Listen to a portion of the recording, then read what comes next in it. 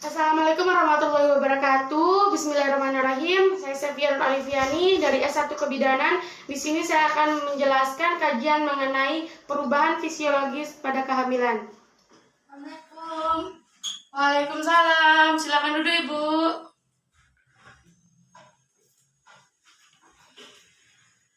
Baik Ibu, saya dengan Bidan Sevia yang bertugas pada siang hari ini.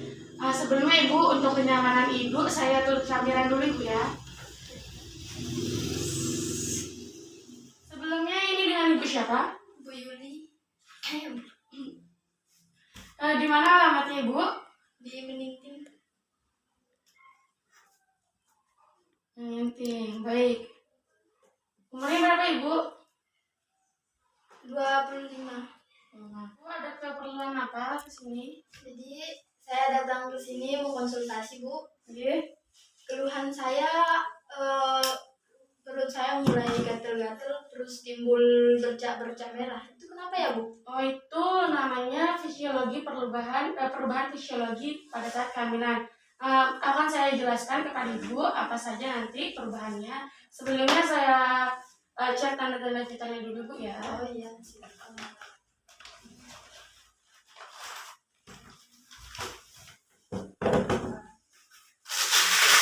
Permisi Bu, saya tensi dulu ya. Jangan sedikit Ibu, permisi.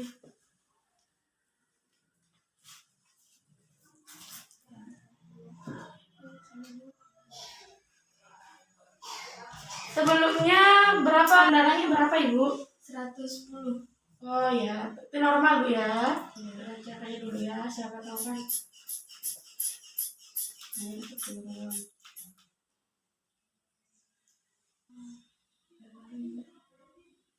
Ibu, tekanan darahnya sekarang 100/70. Biasanya 110 berarti udah turun ya Bu ya. Kalau dikonsumsi lagi yang baik-baik. Takutnya Bu, baik di sini kan Ibu tadi mau menanyakan tentang keluhan Ibu, bercak-bercak merah pada perut Ibu, atau itu dinamakan dengan stretch mark Ibu. Di sini saya berikan Ibu leaflet untuk Ibu lihat dulu. Untuk yang Ibu tanyakan di situ sudah ada penjelasan tentang fisiologi kehamilan. Baik Ibu, yang pertama sudah saya berikan Ibu leaflet untuk Ibu lihat. Nah, yang kedua, Ibu bisa tulis di sini apa keluhan Ibu yang akan Ibu tanyakan. Ya kan Ibu? Ibu di sini yang akan saya jelaskan pertama adalah tentang kehamilan. Apa itu kehamilan? Kehamilan adalah konsepsi bertemunya sel telur dan sperma dan berakhir di persalinan. Untuk selanjutnya di sini saya akan menjelaskan tanda-tanda kehamilan pasti, tidak pasti atau mungkin. Nah, kalau kehamilan itu pasti akan terdengar DJJ-nya atau denyut jantung janin. Nah, kalau dia mungkin saja hamil, seperti ibu telat haid, kan kalau tanda tidak pasti hamil, muntah-muntah Ibu. Kalau muntah-muntah kan wajar, semua orang pasti muntah-muntah kan. Nah, itu tidak pasti hamil Ibu. Nah, di sini yang akan saya jelaskan pertama untuk fisiologinya itu fisiologi perubahan pada kehamilan Ibu. Yang pertama adalah vagina atau vulva, yaitu alat kelamin Ibu ya. Nah, alat kelamin Ibu akan berubah warna ke biru-biruan. Seperti itu kan Ibu. Nah, itu aman Ibu, itu disebabkan oleh penumpukan pembuluh darah dan hormon-hormon yang berada di sana, estrogen dan progesteron. Yang kedua akan saya jelaskan mengenai serviks Ibu. Nah, kalau serviks ini di dalam kandungan Ibu ada hormon estrogen. Nah, hormon estrogen inilah yang pengaruhnya yang menyebabkan peningkatan air di dalam kandungan Ibu. Nah, karena kadar air yang meningkat tadi itu, jadinya serviks Ibu menjadi lunak dan lebih kebiru-biruan, tapi itu hanya terjadi pada bulan pertama.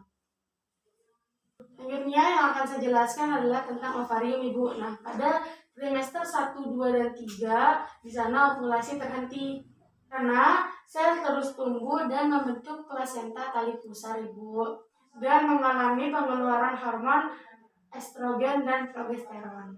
Nah, baik Ibu, untuk perubahan di payudara nanti payudara Ibu akan merasa nyeri, terus puting susu ibu akan berwarna kehitaman, area puting susu ibu juga kehitaman, dan nanti juga akan mengeluarkan ASI.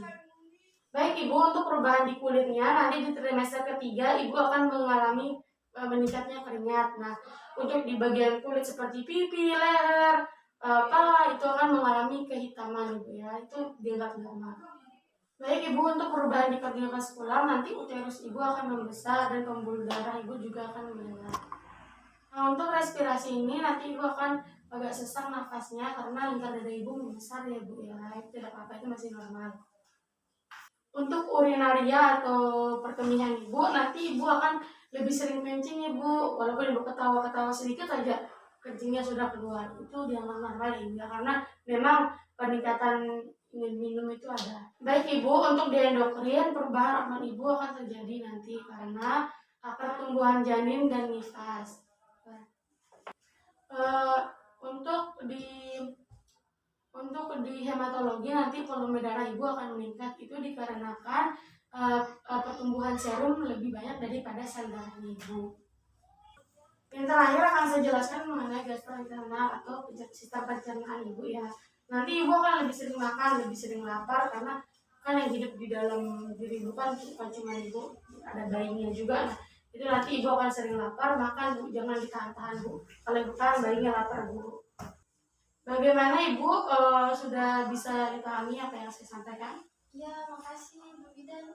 Apa ada pertanyaan ibu? Tidak ada, makasih. Alhamdulillah ibu sudah mengerti, ibu sudah paham. Semoga bisa dijaga kehamilannya dengan baik ibu, makan makanan yang bergizi, jaga pola hidup ibu, jangan marah-marah ibu, ya teman-teman sama suaminya ibu ya. Alhamdulillah. Makasih Bu Bidan. Mungkin ibu sama-sama. Assalamualaikum. Waalaikumsalam bu, hati-hati bu. Ya. Alhamdulillahirrabbilalamin, kajiannya telah selesai. Mohon maaf jika ada salah kata.